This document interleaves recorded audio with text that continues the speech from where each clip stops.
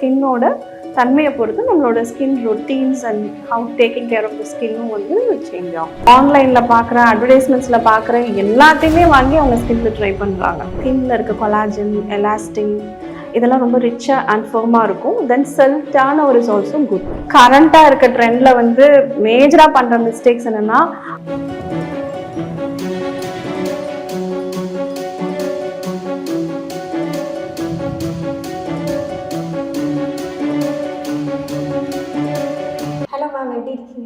Hi Dofika, fine, thank you. So how skin changes from teens to 20s, 20s to 30s? எப்படி இருக்கும் அதோட changes? See, actually teens அப்படிங்கிறது இந்த adolescence age வரப்போ என்ன ஆகும்னா, the baby skin வந்து they are going for adolescence, peak of hormones இருக்கிறப்போ தட் டைம் ஒன்லி இந்த சீபம் ப்ரொடக்ஷன் வந்து நம்ம ஸ்கின்ல வந்து அதிகமாக இருக்கும்.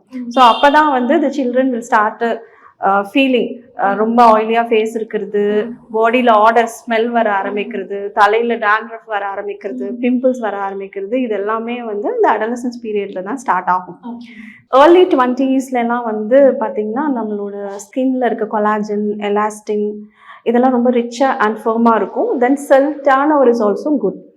ஸோ வென் ஏஜ் கோஸ் 30+ போக போக என்ன ஆகும் அப்படின்னா, இந்த செல் டர்ன் ஓவர் குறைய ஆரம்பிக்கும். கொலாஜன் அப்படியே கொஞ்சம் கொஞ்சமாக வந்து it start losing it firmness. Okay, so அதுதான் வந்து ஏஜிங்.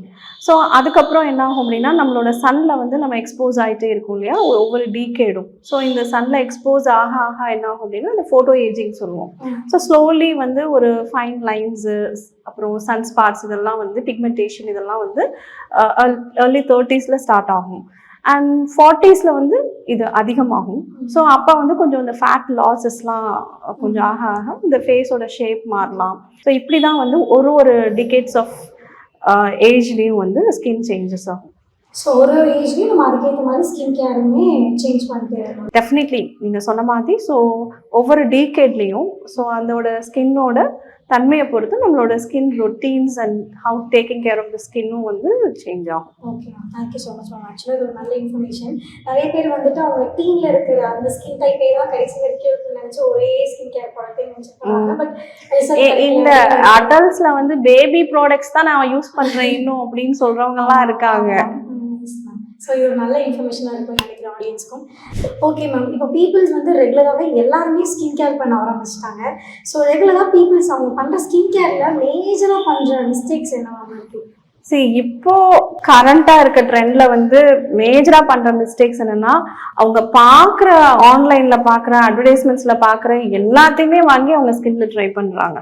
ஸோ அதுதான் வந்து பிக்கஸ்ட்டு மிஸ்டேக் அப்படின்னு சொல்லிட்டு நான் ஃபீல் பண்ணுறேன். இதை நிறைய வீடியோஸில் நான் அட்ரஸும் பண்ணியிருக்கேன். ஸோ ஆக்சுவலி வந்து பார்த்திங்கன்னா, நமக்கு என்ன ஸ்கின் ப்ராப்ளம் இருக்குது, இல்லை நமக்கு என்ன வேணும் அப்படிங்கிறதுக்கு ஏற்ற மாதிரி ஒரு இன்க்ரீடியன்ட் இருக்கிற ஒரு ப்ராடக்டை யூஸ் பண்ணோம்.